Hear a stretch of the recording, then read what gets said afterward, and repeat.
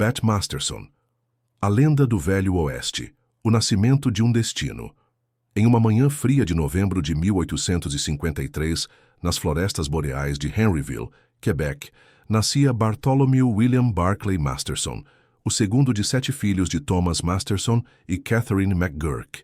Irlandeses de sangue, católicos por fé e determinados por necessidade, os Masterson eram parte de uma geração que buscava na América não apenas sobrevivência, mas uma identidade.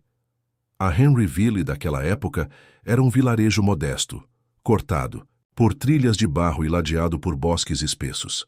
As famílias sobreviviam da agricultura, caça e trabalho pesado.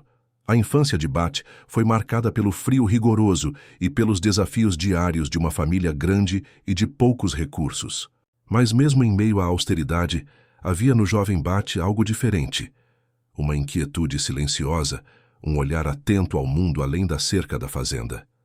Nos anos seguintes, a família se mudou para os Estados Unidos, seguindo o fluxo migratório de milhares de famílias que deixavam o Canadá em direção às novas fronteiras do oeste americano.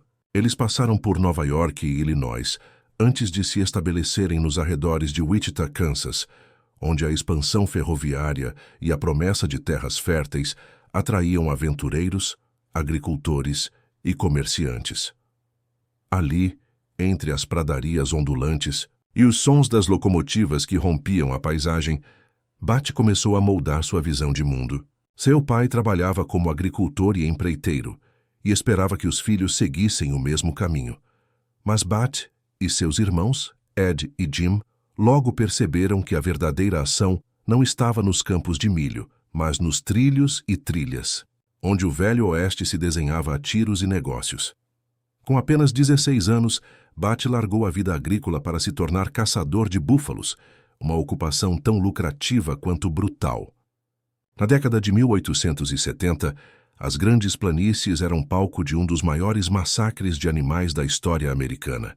A demanda por peles e a política de extermínio para desestabilizar as populações indígenas faziam com que os caçadores ganhassem bem, mas vivessem em risco constante. Bat uniu-se a uma equipe ao lado dos irmãos, e logo estavam cruzando territórios que hoje compõem Kansas, Oklahoma e partes do Texas. A vida era dura, dormiam ao relento, enfrentavam tempestades, escassez de comida e ataques de lobos, e ocasionalmente de grupos indígenas que resistiam à destruição de seu modo de vida. Foi nesse ambiente que Bat aprendeu a atirar com precisão, a negociar com comerciantes, escusos e a sobreviver à incerteza. Ele era metódico, paciente e, acima de tudo, calmo. Mesmo nos momentos mais críticos, mantinha um olhar frio e resoluto, o que causava desconforto até mesmo entre veteranos mais velhos. Seus primeiros companheiros de caça relatavam que Bat falava pouco, mas escutava muito. Era observador. Quando entrava em um salão, escolhia mesas com vista para a porta. Quando dormia, sua arma estava ao alcance da mão. Essas manias, adquiridas pela necessidade de sobrevivência, moldaram o homem que ele se tornaria. Mas a vida no fronteira não era feita apenas de pólvora. Era também o berço de relações profundas e contraditórias. Bat viu homens morrerem por uma garrafa de uísque, mas também viu alianças inquebrantáveis nascerem em acampamentos improvisados. Foi nesse ambiente que ele forjou amizades com nomes que mais tarde se tornariam lendas. Wyatt Earp, Doc Holliday, Luke Short. Ninguém ali era santo, mas todos sabiam reconhecer alguém em quem podiam confiar quando os tiros começassem. O mais importante desses laços, no entanto, era familiar. Ed Masterson, o irmão mais velho, era calmo, ético, com uma visão de justiça inabalável. Era seu contraponto, a âncora moral de Bat. Jim, o mais novo, era impulsivo, sempre em busca de lucro. Juntos formavam uma tríade peculiar, um idealista, um estrategista e um oportunista. Mas todos sabiam que se um caísse, os outros dois viriam buscar o corpo ou vingar a morte.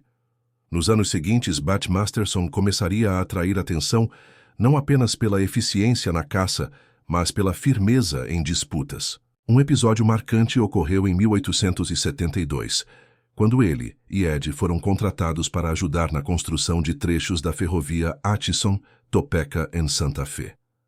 Após serem enganados por um empreiteiro que fugiu com o pagamento, Bat embarcou em um trem, encontrou o homem e, armado, exigiu os $300 que lhe eram devidos, e recebeu cada centavo. Esse momento selou seu nome entre os círculos de Dodge City.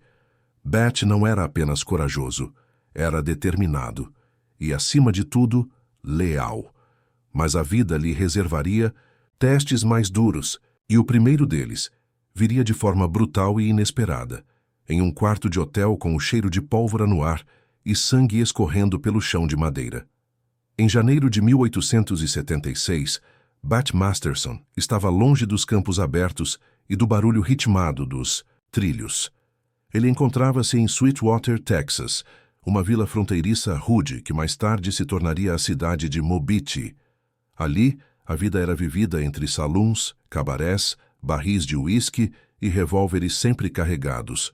Sweetwater era um daqueles lugares onde a violência não era eventual. Era inevitável. Bat estava ali como muitos outros homens do seu tempo, trabalhando, jogando cartas, talvez buscando um novo rumo. Mas havia algo, ou alguém, que o mantinha em Sweetwater. Seu nome era Molly Brennan. Molly era mais do que uma dançarina. Era conhecida por sua beleza discreta, inteligência e a maneira como conseguia comandar um salão sem precisar levantar a voz.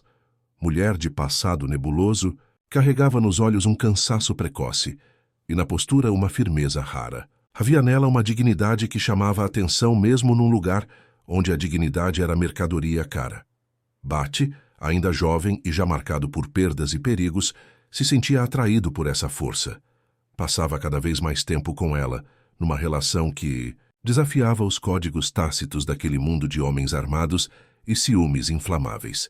E como era de se esperar, essa ligação provocou ressentimentos. O ressentimento mais perigoso veio de Melvin A. King, um soldado do exército conhecido por seu temperamento volátil e sua obsessão doentia por Molly. King não via em Molly uma parceira, mas uma posse. E a presença constante de Bat ao lado dela era, para ele, uma afronta imperdoável. Na noite de 24 de janeiro, King, embriagado e furioso, decidiu resolver a questão à sua maneira. Armado, foi até o quarto onde Bat e Molly estavam hospedados. Não houve discussões nem ameaças. Apenas o estrondo súbito de um tiro, disparado a queima-roupa. Molly Brennan foi atingida primeiro. O impacto a jogou contra a parede e, segundos depois, ela caiu inerte no chão do quarto. Bat levou um tiro na região da pelve. A dor foi instantânea e devastadora. Uma lâmina de fogo atravessando seu corpo, deixando-o sem força nas pernas. Mas, mesmo ferido, ele reagiu. Com uma rapidez adquirida em anos de caçadas e tiroteios menores, Bat puxou seu revólver e disparou contra King. O soldado caiu morto no chão do quarto, com o revólver ainda na mão. O tiroteio durou menos de 1 minuto. Mas naquele minuto a vida de Bat Masterson mudou para sempre. Foi retirado do local pelos amigos, levado a um médico de campanha e informado de que sobreviveria, mas com uma consequência permanente. A bala havia afetado sua mobilidade. Ele teria que usar uma bengala para andar pelo resto da vida, uma lembrança cravada em osso. A cidade foi tomada pela notícia. O tiroteio se espalhou como fogo no mato seco. Alguns o chamaram de herói, outros de assassino. Mas para Bat não havia glória, apenas perda. Molly Brennan, a mulher por quem talvez ele tivesse sentido algo mais do que atração, estava morta. E com ela, uma parte de sua juventude também morrera. Anos mais tarde, quando perguntado sobre Sweetwater, Bat quase nunca comentava, mas aqueles que conviviam com ele sabiam. Ele carregava uma pequena foto de Molly escondida em sua valise, dobrada, envelhecida, mas intacta. E sua bengala, sempre ao alcance da mão, era mais do que um suporte físico. Era o lembrete constante da noite em que o amor e a morte chegaram juntos. Do ponto de vista da história, esse evento foi o marco da transformação definitiva de Bat Masterson. Ele deixou de ser apenas um caçador destemido ou um jovem promissor. Tornou-se uma lenda viva, O homem que sobreviveu a uma emboscada, matou seu agressor e, mesmo ferido, seguiu em frente com dignidade. E talvez por isso, quando ele caminhava pelas ruas das próximas cidades mancando levemente, olhos fixos no horizonte, as pessoas paravam, porque sabiam que estavam diante de alguém que havia olhado para a morte e escolhido viver. Dodge City, Kansas, em 1877, era sinônimo de desordem. A cidade crescia como um polo estratégico de gado e ferrovia, mas seu crescimento era caótico, impulsionado por cowboys armados, saloons fervilhantes e uma ausência quase total de leis. Era o lugar onde foras da lei andavam ao lado de empresários, onde os cemitérios cresciam na mesma velocidade dos bancos e onde a justiça, quando vinha, era trazida por homens como Bat Masterson. Bat chegou ali ainda se recuperando do tiro que levara em Sweetwater. Mancava, usava bengala e evitava falar sobre o que havia deixado para trás, mas não passou despercebido. Seu nome já era conhecido, e logo ele foi apontado como vice-xerife do condado de Ford, trabalhando sob ordens de Charles Bassett, então xerife titular. Dodge precisava de homens com sangue frio e mira firme, e Bat tinha ambos. Pouco depois, em novembro de 1877, Bat foi eleito xerife do condado. Ganhou por uma margem estreita, o que refletia bem o ambiente polarizado da cidade. Alguns o admiravam como herói, outros o temiam como pistoleiro, mas todos sabiam que, com Bat, não haveria meio termo. Ao lado do irmão mais velho, Ed Masterson, que agora era marechal da cidade, Bat formava uma espécie de linha de frente da lei. Ed era mais reservado, ponderado, tinha uma firmeza, moral quase silenciosa, mas igualmente poderosa. Os dois eram diferentes, mas complementares. Bat agia, Ed conciliava. Juntos tornaram Dodge City um lugar minimamente civilizado, por um tempo. A tranquilidade relativa durou pouco. Em 9 de abril de 1878, Ed Masterson foi chamado para intervir em uma briga envolvendo 2 cowboys armados. Ele tentou desarmar Jack Wagner, um dos envolvidos, quando levou um tiro a queima-roupa. Ed ainda conseguiu caminhar até a calçada, mas caiu pouco depois, morrendo nos braços de um amigo. Tinha 24 anos. Bat estava a poucos metros quando ouviu os tiros. Correu até o local, viu o corpo do irmão e, sem hesitar, sacou a arma. Disparou contra Wagner e contra seu cúmplice, Alf Walker, ferindo ambos. Foi rápido, implacável, cirúrgico. A morte de Ed mudou Bat profundamente. Perdeu não apenas um irmão, mas a última âncora emocional que o ligava a alguma noção de ordem. A partir dali, sua forma de aplicar a lei tornou-se mais direta, menos aberta à negociação. Ele patrulhava as ruas com autoridade e enfrentava qualquer um que ousasse desafiá-lo. Apesar disso, Bat não era um homem cruel. Era severo, sim, mas não matava por prazer. Cada disparo era medido, cada confronto era um cálculo. E era justamente isso que o tornava temido e respeitado. Durante seu mandato como xerife, enfrentou quadrilhas, impediu assaltos a trens e ganhou fama por capturar criminosos vivos, quando possível. Mas seu estilo também despertava controvérsias. A população, cada vez mais dividida, começou a vê-lo com olhos diferentes. Para alguns era o símbolo da justiça. Para outros, um homem perigoso demais para continuar no poder. Em 1879, ao disputar a reeleição, foi derrotado por George T. Hinkle. A diferença foi pequena, mas suficiente para tirá-lo do cargo. Bat aceitou o resultado com frieza. Deixou Dodge como havia chegado, andando lentamente, bengala na mão, olhos atentos a tudo.